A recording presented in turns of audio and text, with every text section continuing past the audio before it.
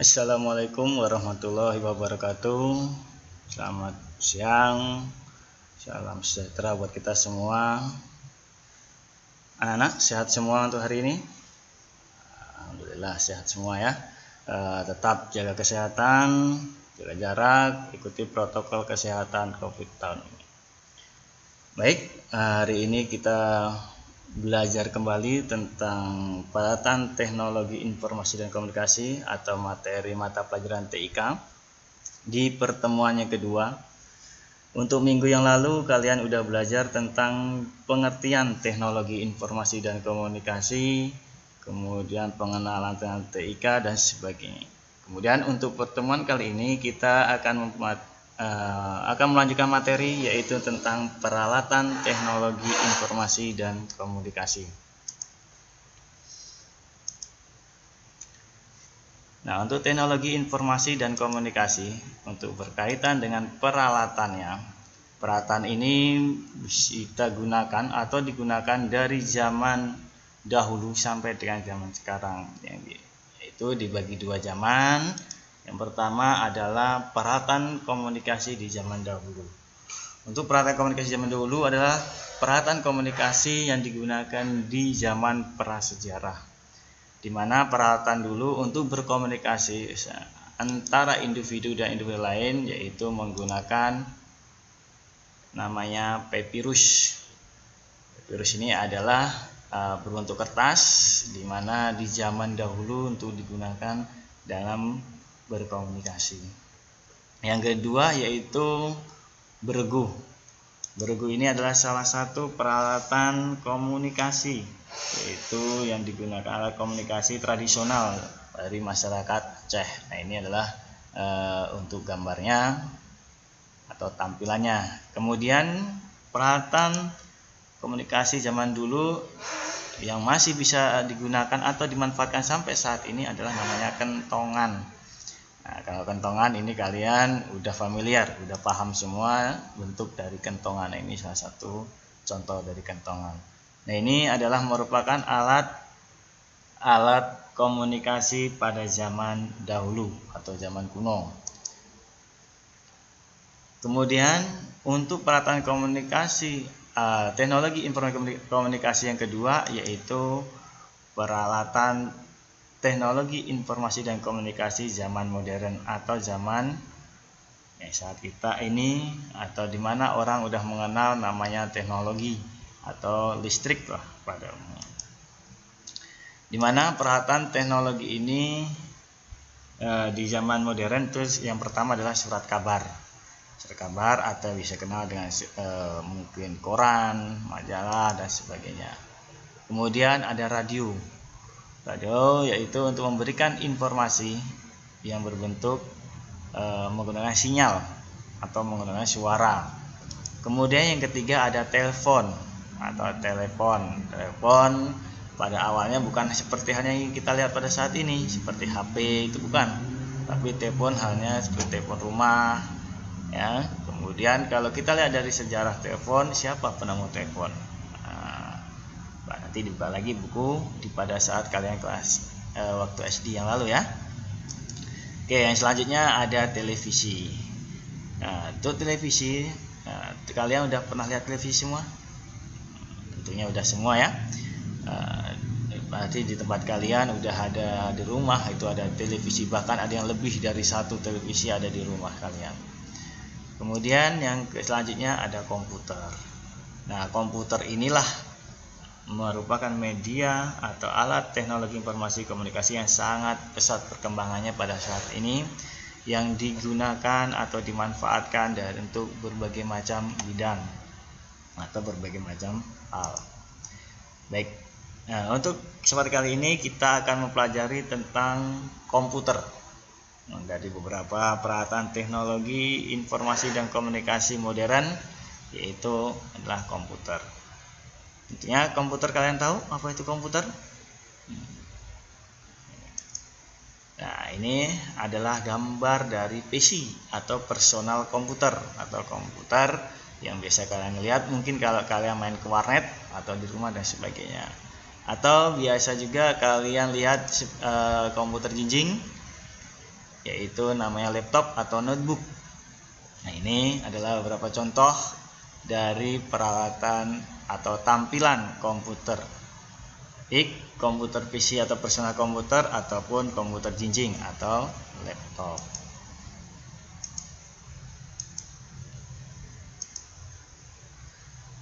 Untuk selanjutnya, komputer. Komputer berasal dari kata to computer, yaitu yang artinya menghitung. Jadi berdasarkan asal kata komputer bisa disebut yaitu mesin hitung. Yaitu pada awalnya komputer ini digunakan bukan untuk mengetik atau main Facebook atau nyari Google, itu bukan, tapi digunakan sebagai alat bantu untuk menghitung. Itu awal mula pemikiran dari adanya komputer. Yang selanjutnya, di dalam dunia komputer atau beberapa manfaat dari komputer di dunia kehidupan kita sehari-hari.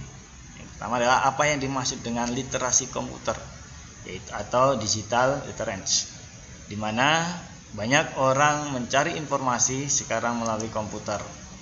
Nah, di sini untuk yang dikatakan sebagai digital literacy, yaitu yang pertama adalah pengetahuan dan pemahaman terkini tentang komputer dan penggunaannya. Kemudian yang kedua adalah komputer ada di mana-mana. Karena komputer sekarang sifatnya tidak harus dijinjing atau ditaruh di meja, tapi udah masuk ke dalam telekomunikasi atau handphone kalian atau smartphone. Ya, yang sudah menggunakan beberapa sistem operasi dan bisa mengakses media-media yang berkaitan fungsinya hampir sama dengan komputer.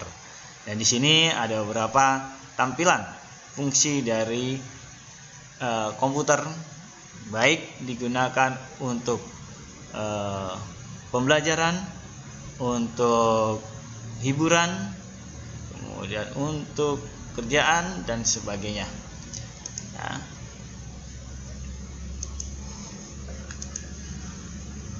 kemudian apa sih itu komputer? Nah, dan bagaimana komputer didefinisikan? Nah, ini adalah dua pertanyaan yang akan kita pelajari untuk berikutnya.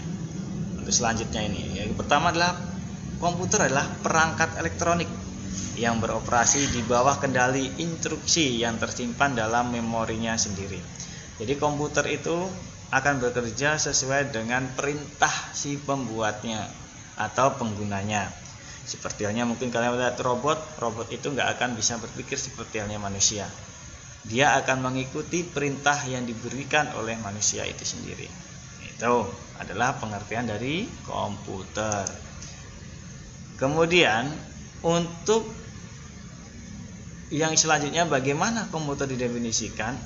Komputer itu dalam hal kerjanya yang pertama menerima data atau koleksi barang yang belum diproses atau sesuatu yang awal, data-data awal. Kemudian yang kedua adalah setelah data diterima oleh komputer itu sendiri, kemudian diproses data dan menghasilkan namanya informasi. Atau yang bisa kita lihat, kita dengar, itu adalah merupakan informasi. Kemudian setelah menyampaikan informasi, kita bisa menghasilkan dan menyimpan hasil itu. Menghasilkannya seperti apa? Kalau kalian mengerjakan tugas di komputer, kemudian dicetak, di print out, nah itu adalah merupakan salah satu hasil berbentuk print out. Hasil yang lain seperti apa? Halnya mungkin suara yang bisa kamu merekam dengan menggunakan handphone atau peralatan recorder yang lainnya. Kemudian menyimpan hasil bisa disimpan di dalam komputer itu sendiri atau menggunakan media-media penyimpanan eksternal seperti halnya flash disk, hard disk eksternal, disket, CD atau DVD. Nah, kemudian bagaimana alur pemrosesan informasi itu? Yang pertama itu ada input, yaitu memasukkan data seperti halnya alat inputnya bisa menggunakan keyboard atau mouse, memberikan perintah, kemudian diproses.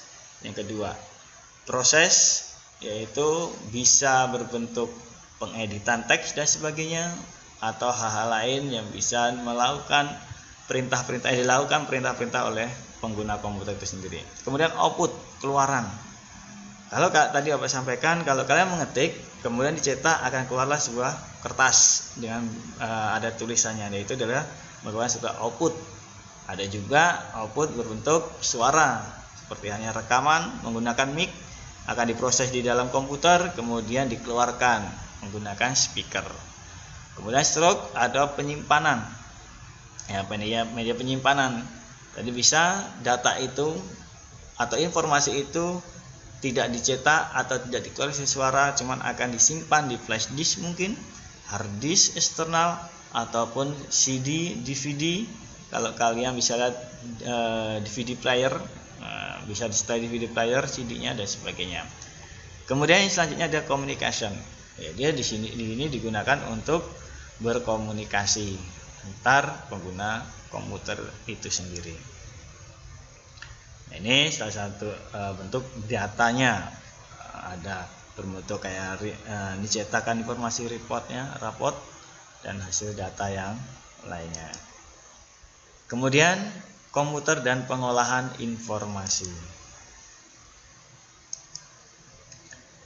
Yang pertama, definisi dari komputer, yaitu alat elektronik yang dapat menerima input data dan mengolahnya menjadi suatu informasi yang diinginkan dengan menggunakan suatu program yang tersimpan di memorinya, serta dapat menyimpan program dan hasil pengolahannya, di mana bekerja secara otomatis.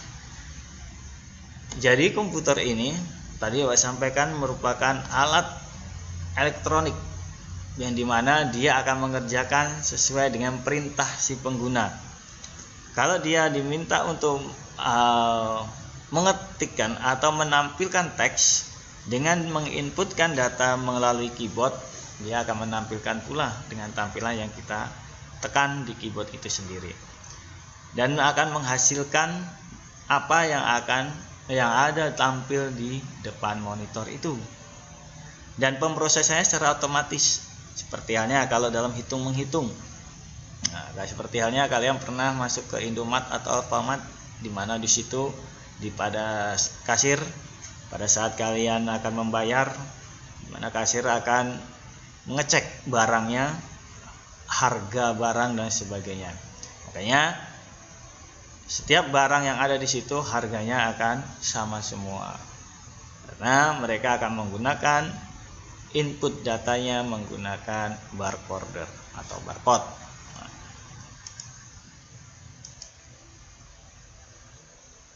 Kemudian selanjutnya kita akan belajar tentang sejarah komputer. Sebelum komputer kita lihat secanggih kali ini atau yang kamu lihat di kehidupan kalian sehari-hari, saat ini komputer tentunya memiliki sejarah yang dimana tidak langsung bisa digunakan secara langsung, bisa tampil indah atau tampilannya pun besar dan sebagainya.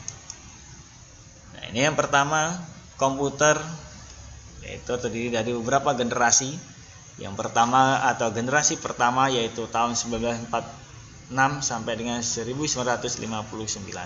Dengan ciri-ciri yang pertama adalah komponen yang dipergunakan adalah tabung hampa udara untuk sirkuitnya atau kecepatan datanya untuk pemrosesannya. Program hanya dapat dengan bahasa mesin, contoh assembler. Assembler ini 0101 dan seterusnya. Kemudian cepat panas, prosesnya kurang cepat, simpanannya kecil, kemudian membutuhkan daya listrik yang besar. Orientasinya terutama pada aplikasi bisnis, jadi cuma digunakan untuk perusahaan-perusahaan, dan ini belum dipasarkan ke masyarakat umum.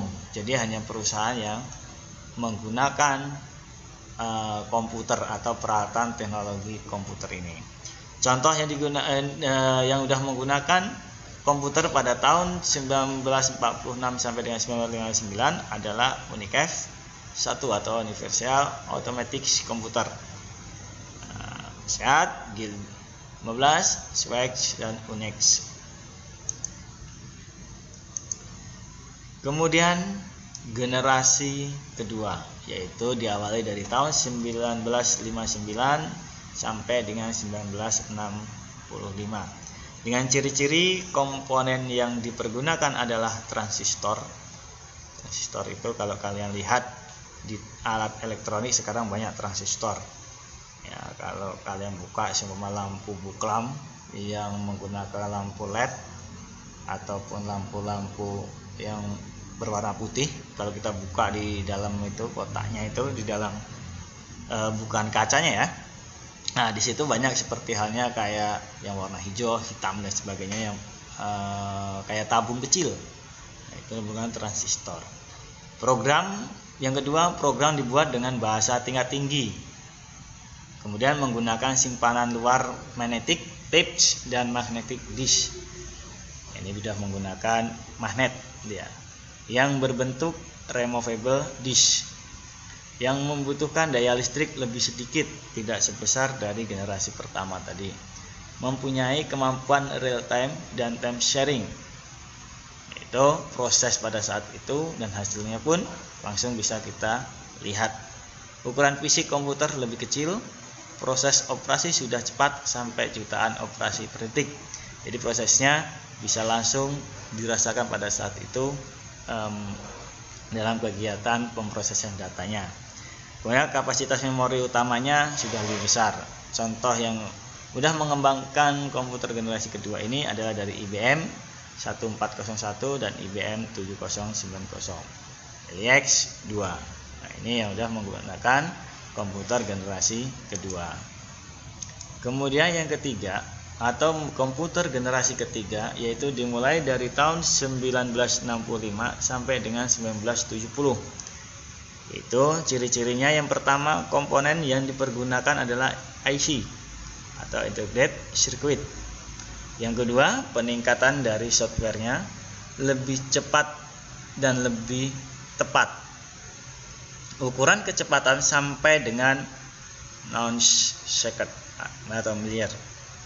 Kapasitas memori lebih besar, dapat menyimpan ratusan jutaan karakter, membutuhkan daya listrik yang lebih hemat, memungkinkan untuk melakukan multiprocessing dan multiprogramming. Ini bisa membuka satu program, beberapa program dalam satu komputer. Jadi udah menggunakan banyak proses. Jadi prosesnya bisa berbarengan, mungkin menyimpan, membuka dan sebagainya, menyimpan program, kemudian membuka program lain. Nah, ini program yang lain. Itu bisa membuka secara bersama-sama. Harga semakin murah dari generasi sebelumnya.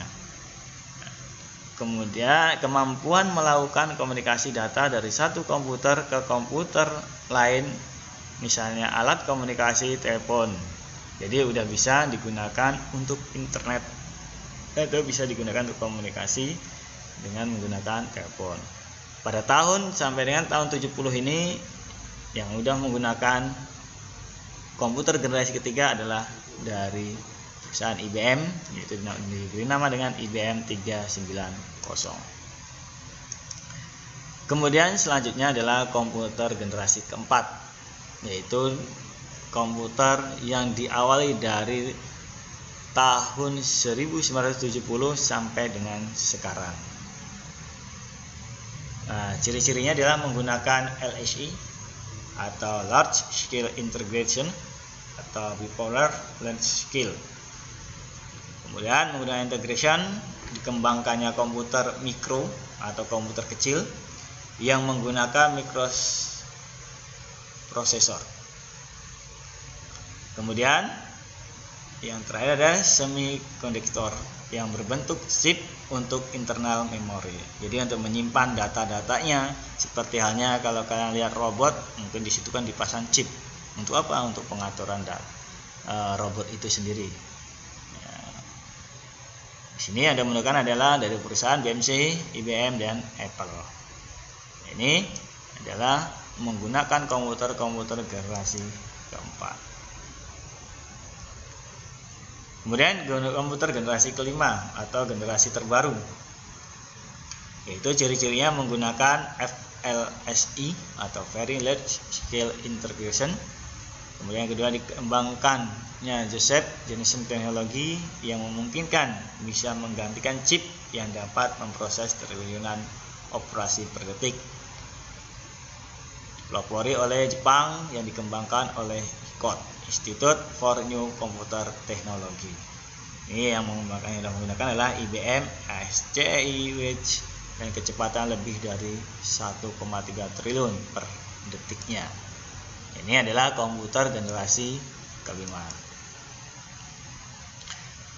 Itu adalah sedikit sejarah tentang komputer. Untuk lebih lengkap bisa kalian buka kembali untuk sejarah komputer yang bisa kalian akses di Google ataupun aplikasi-aplikasi lain. Di sini ada 3 aspek dasar yang dapat membuat komputer dapat bekerja. Jadi komputer itu bisa bekerja normal dan saling berkesinambungan atau saling membutuhkan. Itu ada 3 aspek dasarnya. Yang pertama adalah hardware. Apa sih hardware itu? Hardware dalam arti bahasa Indonesia adalah perangkat kerasnya. Itu adalah hardware. Kemudian yang kedua, software. Apa sih software? Software adalah perangkat lunaknya. Contohnya seperti apa? Lunak ini contohnya seperti halnya Microsoft Word, Excel, Photoshop, ya, Cyberlink. Nah, itu adalah softwarenya. Kemudian yang ketiga ada brainware. Untuk brainware ini adalah orangnya atau penggunanya. Nah, makanya ini 3 aspek dasar ini harus ada dalam komputer itu sendiri kalau mau bekerja secara normal. Ada hardware, ada perangkatnya, orangnya ahli semua, tapi softwarenya nggak ada komputer itu. Bisa nggak kira-kira digunakan? Tentunya tidak akan bisa kan? Nah, begitu juga hardwarenya, perangkatnya ada, softwarenya lengkap, tapi SDM-nya, orangnya tidak ada yang bisa mengaplikasikan atau menggunakan perangkat itu sendiri. Nah, kira-kira bisa nggak dimanfaatkan dengan hasil yang maksimal? Tentunya juga tidak akan bisa. Jadi 3 aspek dasar yang antara hardware, software, dan brainware ini harus ada agar komputer bekerja dengan sesuai prosedur dan bisa menghasilkan hasil yang maksimal. Ini untuk 3 aspek dari penggunaan komputer. Nah, untuk mengakhiri materi atau pembelajaran di hari ini, Bapak akan memberikan tugas untuk belajar kalian. Ini akan kita kupas tuntas atau kita akan pelajari nanti di pertemuan berikutnya atau di minggu depan.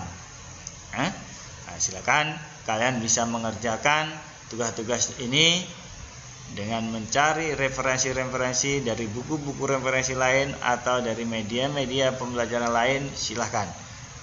Silakan untuk tugas ini kalian kerjakan di buku latihan, melanjutkan dari buku latihan yang lalu di halaman berikutnya, ditulis soal dan jawabannya. Untuk materi ini tidak perlu kalian tulis, ya, cukup kalian lihat tayangannya tadi, bisa diulang-ulang agar kalian lebih paham untuk materi ini dan bisa mencari referensi-referensi lain untuk menambah informasi yang mungkin ada yang Bapak sampaikan kurang jelas atau kurang lengkap. Nah, tugas yang harus kalian kerjakan yang pertama yaitu apakah yang dimaksud dengan hardware, software, dan brainware. Bukan artinya ya, tapi pengertian dari hardware. Hardware adalah pengertiannya, bukan artinya. Kalau artinya tadi Bapak sampaikan adalah perangkat keras. Software perangkat lunak, brainware adalah pengguna. Nah, ini silakan dijelaskan ya. Kemudian sebutkan fungsi komputer di bidang pendidikan. Di bidang pendidikan itu komputer itu digunakan untuk apa aja? Manfaatnya atau fungsinya itu apa aja? Sebutkan minimal 3. Lebih banyak lebih bagus. Kemudian yang ketiga, sebutkan media penyimpanan data. Jadi data di komputer itu disimpan di mana aja, menggunakan perangkat apa aja. Dia sudah saya sampaikan. Contohnya 3 aja, minimal. Lebih banyak juga lebih bagus. Yang keempat, sebutkan merek-merek komputer atau laptop yang mungkin kalian lebih familiar. Minimal 6, cari itu merek-merek komputer atau laptop itu, ya. Kemudian yang kelima, apakah perbedaan dari komputer dan laptop? Komputer itu apa, seperti apa, laptop itu seperti apa, perbedaannya itu apa, ya. Nah, kalian kerjakan di buku latihan. Boleh kalian kerjakan secara berkelompok, ya, mungkin yang rumahnya atau tempat tinggal kalian berdekatan, dikerjakan secara bersama-sama, silakan, tidak menjadi masalah. Penting kalian belajar, tidak untuk main. Kemudian jaga kesehatan kalian, jaga jarak, ikutin protokol kesehatan, selalu gunakan masker. Mungkin itu pembelajaran untuk minggu ini, dan Bapak akhiri. Assalamualaikum.